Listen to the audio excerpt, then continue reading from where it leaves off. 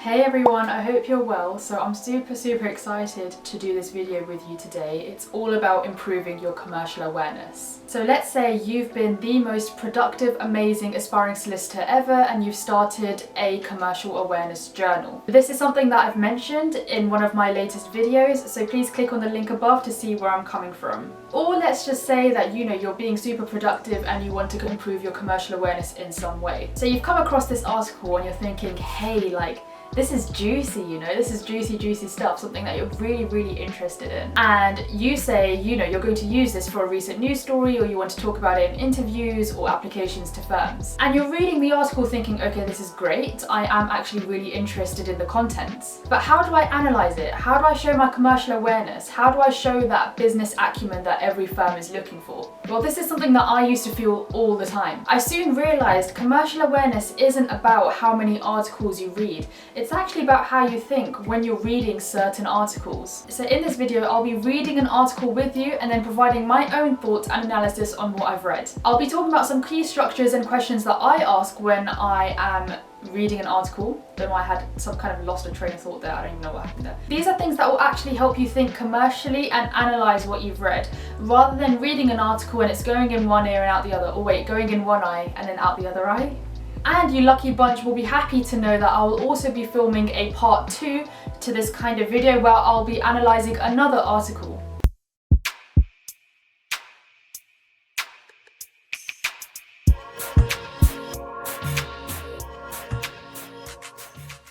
Before I start analysing an article, I would just like to say that this video is in with collaboration with LawMiracle, who have kindly provided me 2 of their articles to use for the part 1 and the part 2. LawMiracle provides news articles written by various authors and is produced in a really accessible, concentrated manner. Once you have a look at their website on the link below, you'll see that the way they organise their articles is so relevant to you as a student. They provide a brief one-liner about what the story is about, and then they go into more detail about what the impact is on the legal sector and what the story actually means for the future. This makes it very different to just reading BBC News, for example. What I find really useful about LawMiracle is that they also organise their articles under different sections. So they have the COVID-19 series, they have the Brexit series. As mentioned previously, the link to LawMiracle's website and LinkedIn page is detailed in the description below. Now, let's move on to the article itself. The article that I've selected for this video is entitled, "Intu has fallen into administration. Is this just the start?" Now pause the video, make sure you read the article and then continue with the rest of this video. It will just make more sense because then you can follow through the article with me and you'll basically know what I'm talking about. So no cheating. So, assuming that you're not lying to me, I will continue with my analysis on the rest of the article. So firstly, what is the article about? So for those of you who don't know, Intu is the name of large shopping centres that can be found across the UK. There's actually one near my end. I've been waiting for Primark to open there for ages, but I don't even know why I mentioned that. Ignore that side note. Well, anyway, back to the article. It's looking a bit peak for interview because they're going into administration. So now that we've read the headline, what does it actually mean? Do you understand every single word of that headline? And I mean this in the least patronising way possible. Well, in the headline, one question you may have is, what is administration? It's an insolvency process where a company that's facing severe financial difficulties, like Intu is in this situation, will be placed under the control of an insolvency practitioner who will then try to rescue the company so it can continue trading. Now that we've got definitions and meanings out of the way, one thing that I like to do is just have a little brainstorm as to who the main parties are and what their functions are in this situation. So obviously the main party here that's involved is Intu itself. They are under administration. Let's think about who else is involved. Individual shops who have their leases within the Intu property portfolio will also be involved. So these are your shops like your H&Ms, your Primarks, your Topshops, whatever you see on the high street just generally. Another party that's involved are Intu's accountants. It's even helpfully mentioned in the article that KPMG will be acting as the administrators in this situation.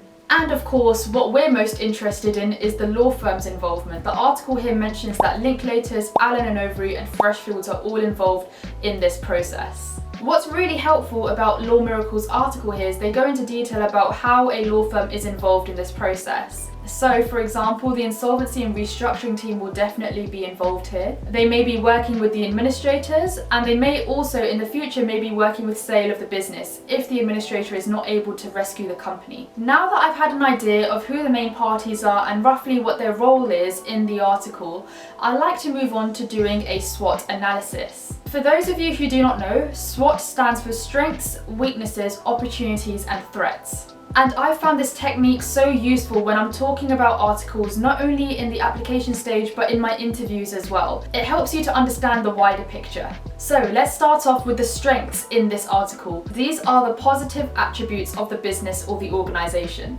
I know that might be a bit difficult to find, seeing as the main party itself is in administration, but by adopting the SWOT analysis, can you see that you're actually being forced to use your brain a bit? I mean, I haven't used mine in years, but you know, I'm hoping you do. One thing that the article mentions as Intu's strength is that they had the largest portfolio of shopping centres in the UK. This means they're versatile, they have several experiences in different types of retail, and they're influential in the market. This could be seen as a strength for Intu, as from an outsider's perspective, you'll be thinking, okay, well this company is not going to go down without a fight. And you may also be thinking creditors may have some leniency, knowing that they're working with one of the largest portfolios in the UK. However, there are far more weaknesses here. Weaknesses are obviously the negative attributes of the business or the organisation. So of course the weakness here is that Intu is facing severe financial difficulties to such an extent that they've actually had to go into administration. At this point I start thinking, okay, why have they gone into administration? Poor cash flow? Is it because of the pandemic? Is it poor marketing? Or is it just the general retail crisis in general? Or it could literally be every single one of those things that I've mentioned. In respect of the pandemic, the article actually mentions that Intu's revenues were falling way before the pandemic had even begun. The fact that their revenues have been falling is a common fact, so therefore it's a weakness of the company that perhaps they could have done more to avoid the situation in the first place. Intu's influence can be seen as a weakness as well as a strength. The article mentions the possibility of Intu's great influence causing a rippling effect and devaluation of shopping centres across the UK. Now think about the consequences of this. A devaluation of shopping centres in a pandemic where shopping centres have actually been closed for a lot of time. That's a big threat to have. Now let's move on to the opportunities and the threats. So what does the opportunities part of the SWOT analysis mean? These are positive external factors that the organisation, so Intu in the situation, can take advantage of. So here are some opportunities that I thought of that would be really interesting for Intu to consider. The article briefly mentions that there is an opportunity for Intu to shift their business focus. Now I wouldn't leave this sentence at just that. I would actually think, okay, so what could they go into? So perhaps Intu could get involved in more commercial property, leasing out office spaces for example. Or they could focus on restaurants where people actually have to attend the shopping centre to go and eat. Therefore Intu could even shift their business focus to be a huge food court. And I also think during this pandemic there's been an increasing popularity for those cute little date spots to take your imaginary MCM or WCW to places like mini golf or hatchet throwing. And if Intu shifted their business focus to more of the entertainment kind of scene, they could really see some popularity there as well. By Intu shifting their business focus in this way, they're able to actually encourage people to come to their stores, and in some way they circumvent that difficulty that online shopping has produced, where retail shops have actually been struggling due to the increasing popularity of fast fashion. You can actually link the opportunity to some other recent news stories going on. So say if Intu decided to go more down the restaurant chain, the fact that there are schemes like Eat Out to Help Out, albeit it's only running for this month, the government could introduce a future scheme in the future. The Eat Out to Help Out scheme, as I saw from my Instagram stories and Snapchat stories, was very popular, and I really do think that this year has created some kind of appreciation for actually going out and eating and enjoying places rather than staying stuck at home and getting a takeaway. And Intu could really utilise on this when they're rethinking their business focus. Now, focus on what I've actually mentioned here. None of what I've mentioned right now has been mentioned in the article itself. This is where you are expected to go beyond what the article is telling you. The article has provided those brief details. It's now up to you to actually use that detail and use that knowledge and expand on it using what you already know.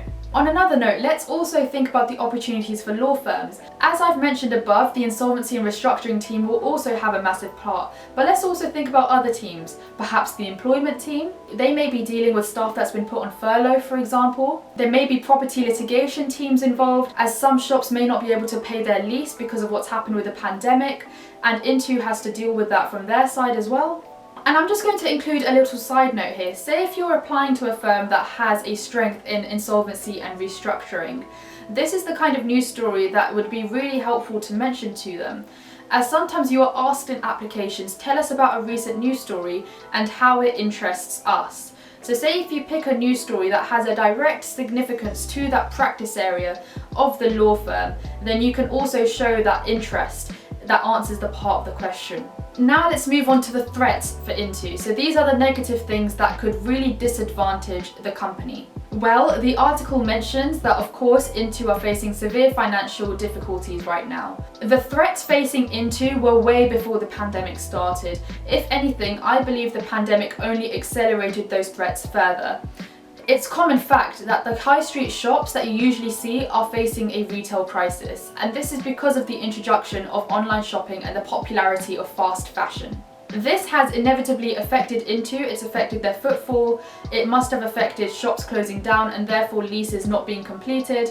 And of course, as I mentioned, the pandemic continues to be an accelerating threat to Intu as some shops still remain closed.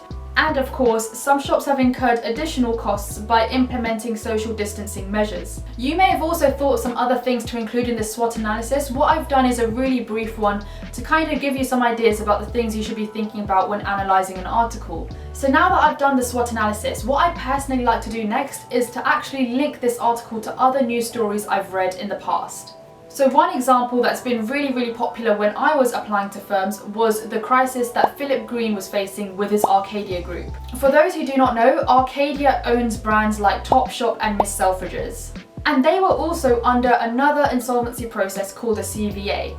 A CVA is a compulsory voluntary agreement, and this is essentially a way in which the company can pay their debts over a fixed period of time. And you'll find if you read up on the story that Philip Green actually avoided going to administration because he followed the CVA process and it was seen as something that was successful for him. And that just begs the question, did Intu have some CVA in process? Did they adopt other insolvency procedures, or were they simply blind to the fact that they were facing severe financial difficulties? I doubt that it's the latter, but it's really useful to think, could Intu have done more to avoid the situation that they're in right now? And for those of you who actually find this interesting, you should actually go out of your way and research what are the different types of insolvency procedures out there for companies who want to avoid things like liquidation and administration. And this is where you take your commercial awareness to the next level. You're constantly developing your learning and learning more about the law itself. I think even recently as well, House of Fraser has been facing some difficulties. So of course, Philip Green and the Arcadia Group is a story that happened around last year, whereas House of Fraser is something that's also happening right now. The headline of the LawMiracle article states, "Is this just the start?" And in some respects you can agree with the author on this. It is just the start, and you can link that back to how House of Fraser is now also facing financial difficulties. There are things in the article where you think, okay, well, I kind of agree to that to an extent, but I also think this.